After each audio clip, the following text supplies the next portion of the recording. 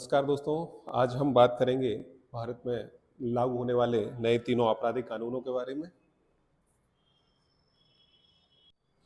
जैसा कि आपको पता है कि इन कानूनों से पहले आईपीसी, सीआरपीसी और एविडेंस एक्ट जो भारत में लागू था, उसको हटा के एक तीन नए कानून लाए गए हैं। उन कानूनों को बनाने का या लागू करने का क्या उद्देश्य था, आज हम उस पर डिस्कस करेंगे। उन ऑब्जेक्टों पर अगर हम बात करें तो सबसे पहले जो मुख्य रूप से ये ऑब्जेक्ट है कि समय पर न्याय। तो सब समय पे न्याय ना मिलना सबसे बड़ी समस्या हुआ करती थी। अब इस एक्ट में या इन तीनों एक्टों को समाहित रूप से देखें तो उसमें एक लिमिटेशन सेट की गई है कि 3 साल। अब तारीख से तारीख पे मुक्ति मिलेगी, 3 साल में न्याय संभवतः दिलाया जाएगा, ये मंशा है। 45 धाराओं में टाइम लिमिट सेट की गई है कि हर प्रक्रिया का एक समय निर्धारित किया गया है। ई एफ आई आर का कॉन्सेप्ट आया है जो आपके सामने है। ई एफ आई आर का मतलब होता है कि आप किसी भी सोशल मीडिया के माध्यम से, मैसेज के माध्यम से या किसी भी रूप में संबंधित थाने में आप एफआईआर रिकॉर्ड करा सकते हो। बस आपको 3 दिन के अंदर उस एफआईआर पे हस्ताक्षर करने के लिए थाने में जाना पड़ेगा। अब रेप के मामलों में 7 दिन के अंदर जो उसकी मेडिकल रिपोर्ट है वो प्रस्तुत करनी पड़ेगी संबंधित मेडिकल ऑफिसर को। चार्ज के लिए भी लिमिट सेट की गई है। अभी तक हमने देखा था कि चार्ज लगने के लिए कोई समय सीमा निर्धारित नहीं थी। सालों तक प्रकरणों में चार्ज फ्रेम नहीं हो पाते थे। अब पहली सुनवाई के 60 दिन के भीतर चार्ज फ्रेम करना पड़ेगा। अनुपस्थित आरोपियों के संबंध में बहुत समस्याएं आती थी। अक्सर हमने देखा है कि जब आरोपी अनुपस्थित होते थे या फरार हो जाते थे तो ट्रायल उनके संबंध में रुका रहता था, लेकिन अब ऐसा नहीं होगा। जिन अपराधियों को उद्घोषित अपराधी या घोषित अपराधी घोषित कर दिया जाएगा, 90 दिनों के भीतर उनका मुकदमा चालू कर दिया जाएगा। इसी प्रकार हम बात करते हैं कि जब जजमेंट की बारी आती थी तो कोई लिमिट नहीं थी कि कितने दिनों में जजमेंट प्रोनाउंस किया जाएगा। अब जैसे ही ट्रायल खत्म होगा, मैक्सिमम 45 दिन के अंदर निर्णय देना होगा संबंधित न्यायालय को। ये एक लिमिट सेट की है। इसी प्रकार प्रोसिक्यूशन सेंशन जो हम देखते थे भ्रष्टाचार या अन्य प्रकार के अपराधों में, अभियोजन की जो मंजूरी के लिए सालों तक केस पेंडिंग बने रहते थे। दस्तावेजों को प्रस्तुत करने के लिए, कार्रवाई, मुक्ति याचिका वगैरह के लिए, आरोप तय करने के लिए, इन सब के लिए एक निर्धारित समय सीमा पूरी की गई है जिसके अंदर ये करना है। इसी प्रकार जैसे हमने देखा था कि सीपीसी में स्थगन के लिए एक लिमिट सेट थी कि मैक्सिमम कितना स्थगन मिल सकता है। अब आपराधिक कार्रवाई में अधिक से अधिक 2 स्थगन दिए जाएंगे, इससे अधिक नहीं। इसी प्रकार समन जारी करना, उनको अमल करना, अदालत के समक्ष कोई एविडेंस या दस्तावेज प्रस्तुत करना, ये ई माध्यम मतलब आप उसको इलेक्ट्रॉनिक माध्यम से, मेल के माध्यम से, मैसेज के माध्यम से भी आप प्रस्तुत कर सकते हैं।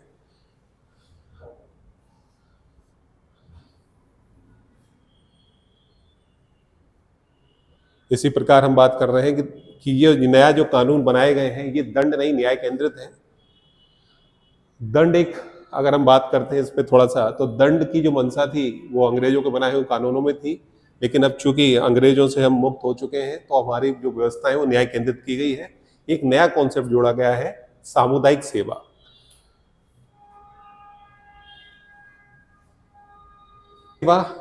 तो 6 अपराधों में कम्युनिटी सर्विस जोड़ी गई है।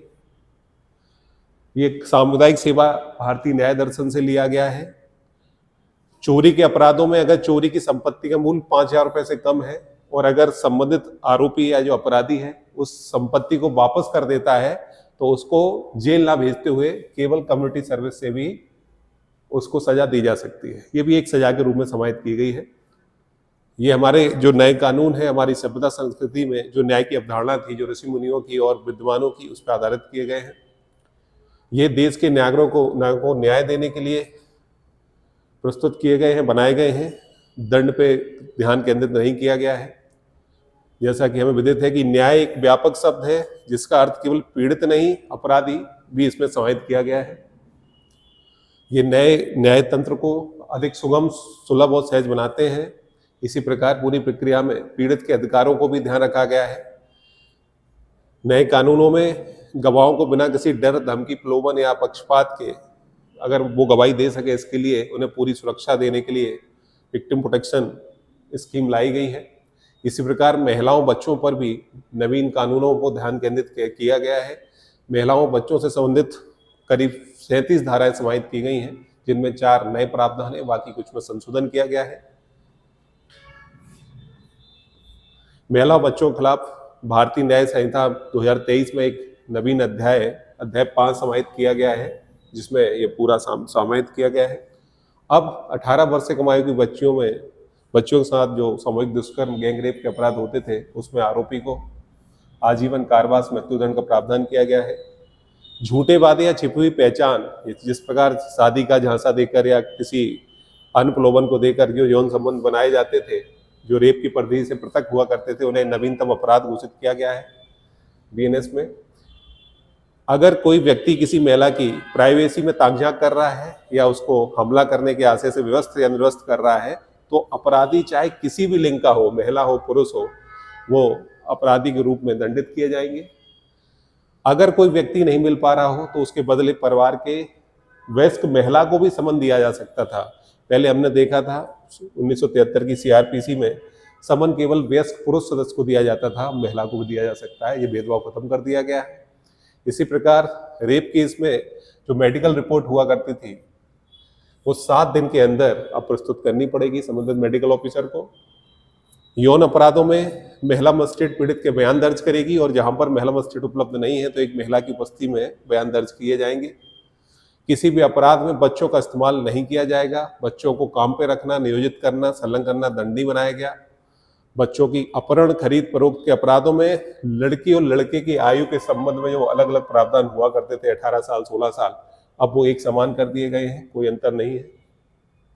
इसी प्रकार नाबालिग लड़की की खरीदी के अपराध में या विदेश से लड़की के आयात के अपराध में लड़की और लड़के को भेद को शामिल या हटा दिया गया है। ये लिंग तटस्थ हो गया है, जेंडर न्यूट्रल बना दिया गया है। अब इसमें भी लड़के लड़की का कोई अंतर नहीं किया गया है। डायरेक्टरेट ऑफ प्रोसिक्यूशन, नवीनतम कानून में राज्य और जिला स्तर दोनों ही स्थानों पर डायरेक्टरेट ऑफ प्रोसिक्यूशन की स्थापना का प्रावधान किया गया है। पहले केवल राज्य स्तर पर ही अभियोजन निदेशालय हुआ करता था। बीएनएस की धारा 20 में डायरेक्टर ऑफ प्रोसिक्यूशन की स्थापना के बारे में प्रावधान किए गए हैं।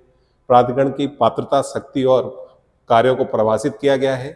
प्रोसिक्यूशन अधिकारियों को भी जो डिजायर्ड कोऑर्डिनेशन की जो बात है उसको सुनिश्चित कराने के लिए प्रावधान किए गए हैं। Director of prosecution, deputy director of prosecution, assistant director of prosecution की नियुक्ति के लिए भी मापदंड संशोधित किए गए हैं। अभियोजन के जिला स्तर के अधिकारियों को जांच प्रक्रिया में तेजी लाने, अपील दायर करने के लिए व्यवहार्यता निर्णय लेने का काम सौंपा गया है। ट्रायल इन एब्सेंशिया, अभी तक हम देखते थे कि अगर कोई अपराधी फरार हो जाता था या अनुपस्थित होता था तो उसके संबंध में न्यायिक प्रक्रिया रुकी रहती थी, जिसका पीड़ित को न्याय नहीं मिल पाता था समय पर। नवीनतम कानून में ये प्रावधान किया गया है कि जैसे ही आरोप तय होंगे 90 दिन के भीतर ट्रायल चालू होगी। अगर वो अपराधी उद्घोषित अपराधी है या फरार है, उनकी अनुपस्थिति में अभियोजन अपने मामले को पूर्ण रूप से चला सकता है। ट्रायल को कहीं रोका नहीं गया है। साक्ष्य की पुष्टि से लेकर अंतिम निर्णय और सजा तक के निर्धारण में आरोपी की अनुपस्थिति से कोई भी व्यवधान नहीं आएगा। ये नवीनतम कानून का मंशा है। और राज्य सरकार जो उद्घोषित अपराधी हैं उनको कानूनी प्रतिनिधित्व देने के लिए, अपना पक्ष रखने के लिए उन्हें पूरा निष्पक्ष सुनवाई उपलब्ध कराने के लिए भी इसमें प्रावधान किए गए हैं। इसी प्रकार नवीनतम कानूनों में तकनीक का उपयोग किया गया है। विश्व की सबसे आधुनिक न्याय प्रणाली बनाने के लिए और आगामी 100 साल तक जो भी आधुनिक तकनीकें आएंगी उसमें समाहित किया गया है। कंप्यूटराइजेशन, पुलिस इन्वेस्टिगेशन से लेकर कोर्ट तक की प्रक्रिया, ई रिकॉर्ड, 0 FIR, ई FIR, चार्जशीट डिजिटल होंगी। अब 90 दिन के अंदर 90 डेज पीड़ित को उसके प्रकरण के बारे में जानकारी देनी पड़ेगी, उसकी प्रगति बतानी पड़ेगी। इसी प्रकार फॉरेंसिक 7 साल से अधिक अवधि के जो मामले हैं सजा वाले, उसमें फॉरेंसिक जांच कराना अनिवार्य है। इसी प्रकार पुलिस जब सर्च करेगी तो उसकी वीडियोग्राफी कराएगी। ई बयान, ई पेशी, आरोपियों और पीड़ित की और विशेषज्ञों की इलेक्ट्रॉनिक माध्यम से पेशी भी इसमें समाहित की गई है, इलेक्ट्रॉनिक पेशी। और कोर्ट में प्रगति और कार्रवाई की ऑडियो वीडियो रिकॉर्डिंग भी प्रस्तुत की जा सकेंगी। फॉरेंसिक को बढ़ावा, जांच प्रक्रिया में वैज्ञानिक पद्धति को बढ़ावा दिया गया है। राज्य और संघ स्तर पर फॉरेंसिक का जो इंफ्रास्ट्रक्चर है उसको 5 साल में तैयार किया जाएगा, उन्हें मजबूत बनाया जाएगा, जगह जगह लैब खोली जाएंगी और 7 वर्ष या उससे अधिक अवधि के जो सजा वाले मामले हैं उनमें अनिवार्य रूप से फॉरेंसिक एविडेंस कलेक्शन कराया जाएगा, फॉरेंसिक जांच कराई जाएगी। 90% दोष सिद्धि का लक्ष्य रखा गया है। इसी प्रकार हम देखते हैं कि मॉब लिंचिंग जो अभी तक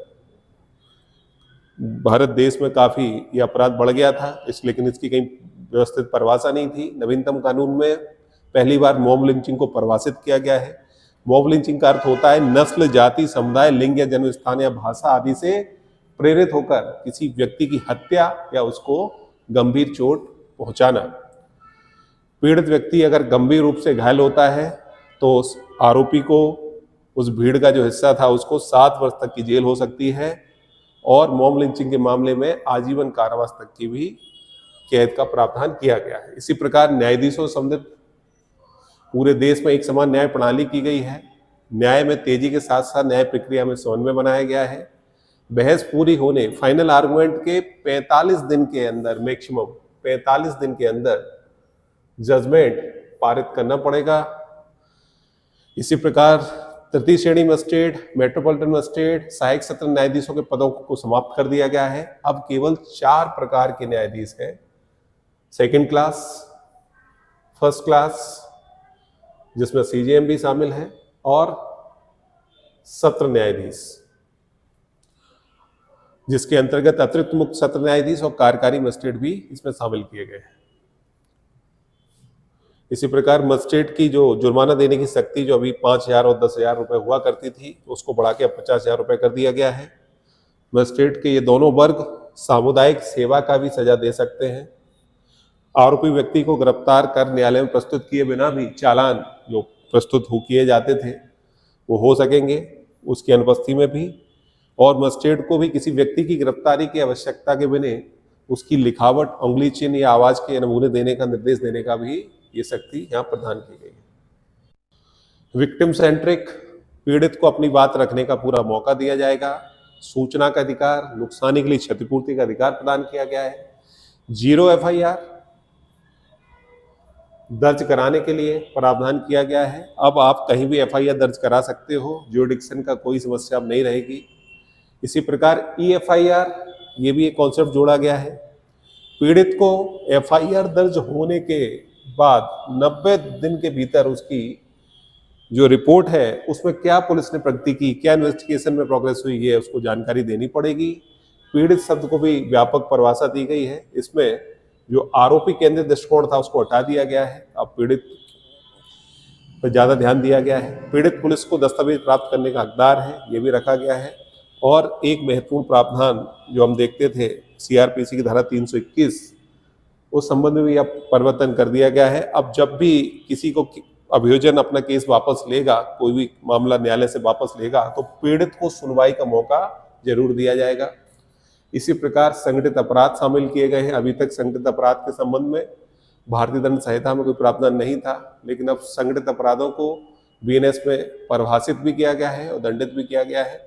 इसमें इंटरस्टेट गैंग्स, आतंकवादियों से जुड़े संगठन जो थे, इनके खात्मे के लिए और जो सिंडिकेट द्वारा अवैध व्यापार किए जा रहे थे, जैसे भूमि पर कब्जा करना, अनुबंध द्वारा हत्याएं करना, आर्थिक अपराध, साइबर अपराध, मानव तस्करी, ड्रग्स, हथियारों की सप्लाई जैसे गंभीर अपराध। इसी प्रकार जो संगठित अपराधों के उनको उकसाना, साजिश करना, प्रयास करना, सदस्यता, अपराधी को शरण देना, छिपाना और आप इन संगठित अपराधों की गतिविधियों से प्राप्त संपत्ति पर कब्जा करना भी इसमें शामिल किया गया है। इसी प्रकार छोटे संगठित अपराधों में भी किसी गिरोह या समूह द्वारा चोरी करना, स्नैचिंग करना, धोखाधड़ी करना, टिकटों की कालाबाजारी करना, सार्वजनिक परीक्षाओं में अनाधिकृत जुआ आदि, सट्टेबाजी आदि में गलत ढंग से शामिल होना, सीमा पार अपराध करना, बैंकिंग फ्रॉड, वित्तीय संगठनों को धोखा देना, ये सारी चीजें समाहित की गई हैं। इसी प्रकार पुलिस की जवाबदेही भी तय की गई है। अब जब भी पुलिस कहीं सर्च करेगी या कोई चीज जब्त करेगी तो उसमें वीडियोग्राफी को अनिवार्य रूप से जोड़ दिया गया है। अब वो वीडियोग्राफी कैमरे के माध्यम से करें, अपने मोबाइल से माध्यम से करें, ये सबको छूट दे रखी है। प्रत्येक पुलिस स्टेशन पर गिरफ्तार व्यक्तियों के रिकॉर्ड को मेंटेन किया जाएगा। 3 साल से कम अपराध के लिए जो सजा है उसमें गिरफ्तार व्यक्ति की अगर आयु 60 से ज्यादा है या वो विकलांग है तो डीएसपी रैंक के अधिकारी या उससे वरिष्ठ अधिकारी की पूर्व अनुमति लेने की जरूरत पड़ेगी। अब इसी प्रकार गिरफ्तारी, तलाशी, जब्ती, जांच में पुलिस की जवाबदेही बढ़ाने के लिए 20 से अधिक धाराएं जोड़ी गई हैं। प्रारंभिक जांच का प्रावधान पहली बार पेश किया गया है। अभी तक प्रारंभिक जांच के बारे में कोई स्पष्ट प्रावधान नहीं था। गैर संज्ञेय मामलों में दैनिक डायरी पाक्षिक रूप से मजिस्ट्रेट के पास भेजी जाएगी ताकि उसके कार्यों में पारदर्शिता रहे। आतंकवाद को भारतीय न्याय संहिता में पहली बार परिभाषित किया गया है, शामिल किया गया है। आतंकी कृत्य अगर करता है कोई भी व्यक्ति तो उसको मृत्युदंड, आजीवन कारावास की सजा दी जाएगी। इसी प्रकार संपत्ति की क्षति, विनाश, आवश्यक सेवाओं की आपूर्ति में व्यवधान, भारत की मौद्रिक स्थिरता को नुकसान पहुंचाना या भारत की रक्षा के लिए उपयोग में की जाने वाली भारत या किसी विदेशी किसी भी प्रकार की संपत्ति को नष्ट करने जैसे कार्यों को आतंकवादी अधिनियम में शामिल किया गया है। आतंकी कृत्यों के लिए प्रशिक्षण देना, किसी व्यक्ति को भर्ती करना, संगठन के सदस्य के रूप में कार्य करना, इनको दंडनीय बनाया गया है। आतंकवादी कृत्य से प्राप्त संपत्ति पर कब्जा करना भी या उस पर कब्जा बनाए रखना भी अपराध है। अब राजद्रोह को समाप्त कर दिया गया है। राजद्रोह अब देशद्रोह में बदल गया है। गुलामी की निशानी को समाप्त किया गया है। लेकिन अगर कोई व्यक्ति भारत की संपूर्णता या अखंडता के खिलाफ कोई कार्य करता है तो उसको 7 साल तक की सजा या आजीवन कारावास का प्रावधान किया गया है।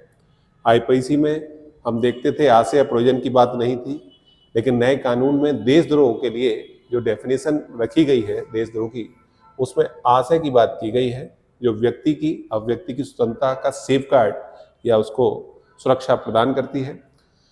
केवल सरकार के प्रति अप्रसन्नता या सरकार के प्रति अवमानना, घृणा दिखाना कोई अपराध नहीं होगा, ये भी घोषित किया गया है। साक्ष्यों के संबंध में तकनीक को बढ़ावा दिया गया है। भारतीय साक्ष्य अधिनियम 2023 में दस्तावेजों की जो परिभाषा दी गई है उसको थोड़ा विस्तृत किया गया है। अब इसके अंतर्गत इलेक्ट्रॉनिक या digital record, email, server log, computer में उपलब्ध दस्तावेज, स्मार्टफोन या लैपटॉप के मैसेज, वेबसाइट और लोकेशन को भी साक्ष्य माना गया है, दस्तावेज माना गया है। इलेक्ट्रॉनिक और डिजिटल रिकॉर्ड को प्राथमिक साक्ष्य रूप में मान्यता दी गई है। अभी तक हम देखते थे प्राथमिक साक्ष्य में इलेक्ट्रॉनिक और डिजिटल रिकॉर्ड नहीं होता था। दस्तावेजों की जांच करने के लिए मौके को लिखित स्वीकृतियां जो थी, इनको भी सेकेंडरी एविडेंस के रूप में मान्यता दी गई है। साक्ष्य रूप में इलेक्ट्रॉनिक या डिजिटल रिकॉर्ड की कानूनी स्वीकारता, वैधता, पूर्णता की स्थिति बनाए रखने के लिए एक नवीन धारा भी जोड़ी गई है। द्वितीयक साक्ष्य रूप में भी जो रिकॉर्ड, इलेक्ट्रॉनिक रिकॉर्ड प्रस्तुत किए जाते थे उनके संबंध में भी जो 65B का प्रमाण पत्र पेश किया जाता था, अब उस प्रमाण पत्र के अतिरिक्त एक विशेषज्ञ का भी प्रमाण पत्र आवश्यक होगा। संग्रहित, प्रेषित या स्थानांतरित प्रसारित इलेक्ट्रॉनिक रिकॉर्ड के विभिन्न रूपों को शामिल करने के लिए जो प्राथमिक साक्ष्य का दायरा था उसको काफी विस्तृत किया गया है। न्याय प्रक्रिया में तेजी, अब छोटे और कम गंभीर मामलों को समरी ट्रायल के रूप में चलाया जाएगा। सबसे महत्वपूर्ण 3 वर्ष तक की सजा वाले जो मामले हैं उनको मजिस्ट्रेट समरी ट्रायल के रूप में लेगा। समरी ट्रायल मतलब जिनमें बिना किसी औपचारिकता के ट्रायल चलाई जाती थी। सिविल सर्वेंट के खिलाफ मुकदमों को भी फैसला 120 दिन में लेना होगा। आपराधिक कार्रवाई शुरू करने, गिरफ्तारी, जांच, आरोप पत्र या मजिस्ट्रेट सर्च कार्रवाई, कॉग्निजेंस चार्ज, प्ली बार्गेनिंग या अभियोजक की नियुक्ति, ट्रायल, जजमेंट, सजा, इन सब के लिए एक समय सीमा निर्धारित की गई है।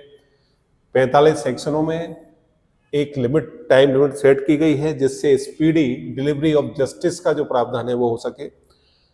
भारतीय नागरिक सुरक्षा संहिता में इलेक्ट्रॉनिक कम्युनिकेशन के माध्यम से जो EFIR दर्ज होगी तो पीड़ जो विक्टिम है या जो सूचना देने वाला है वो 3 दिन के भीतर FIR के रिकॉर्ड को प्राप्त भी कर सकता है, उस पर हस्ताक्षर करके, और किसी भी आपराधिक न्यायालय में मुकदमे की समाप्ति के बाद 45 दिन के अंदर मैक्सिमम जजमेंट सुनाना पड़ेगा।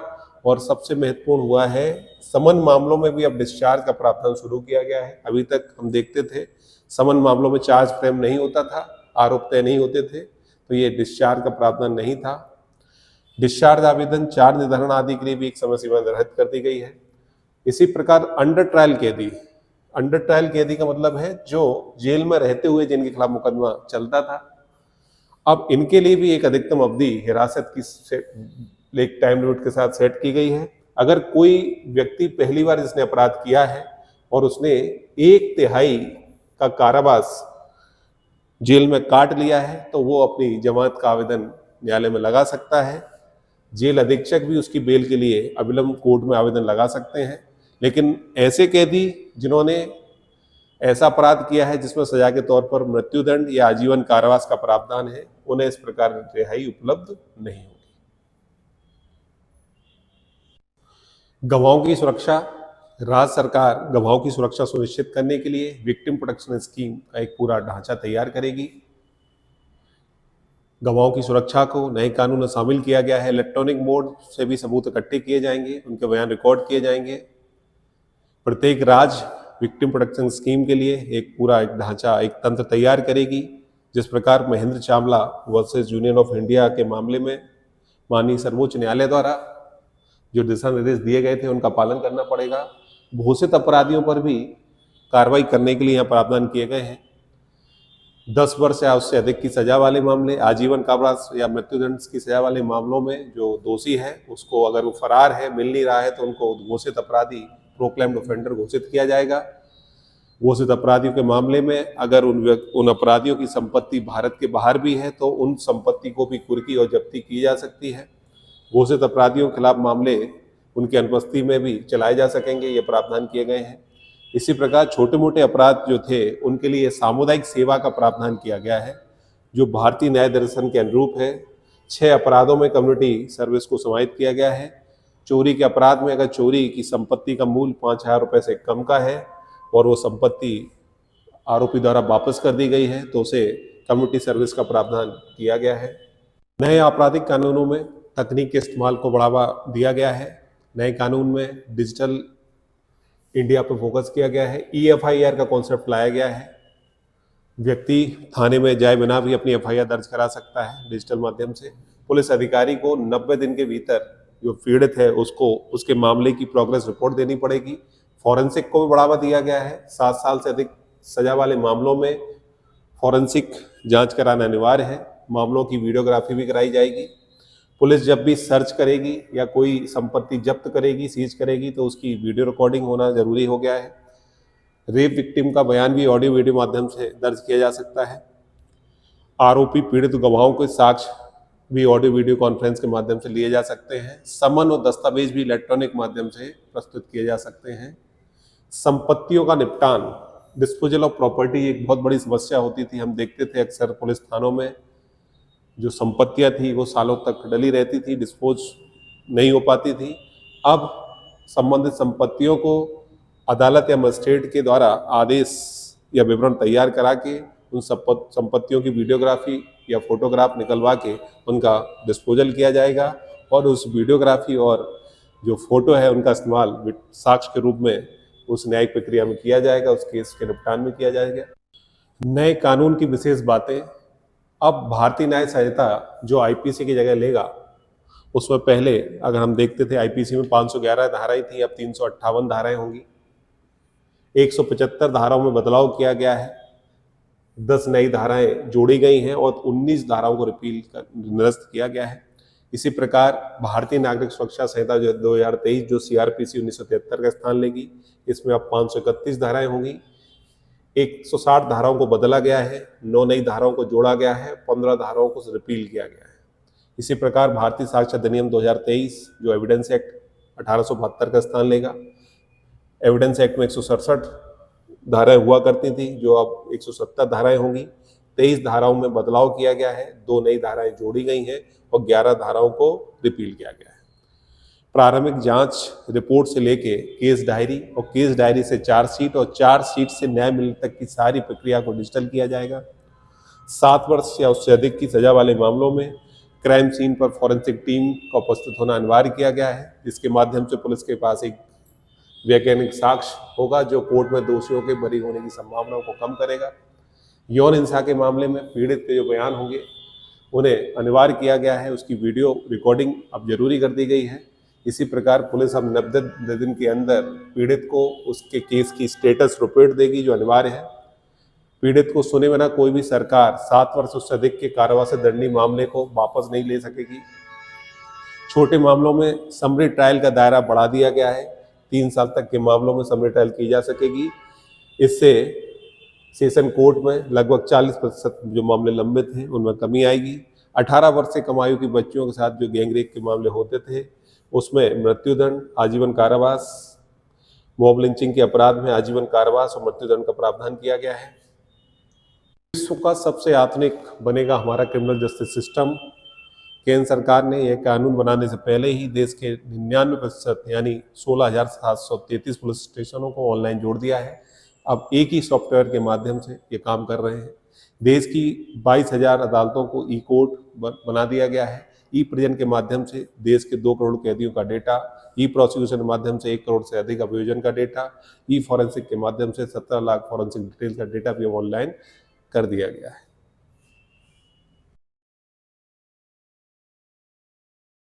कर दिया गया है।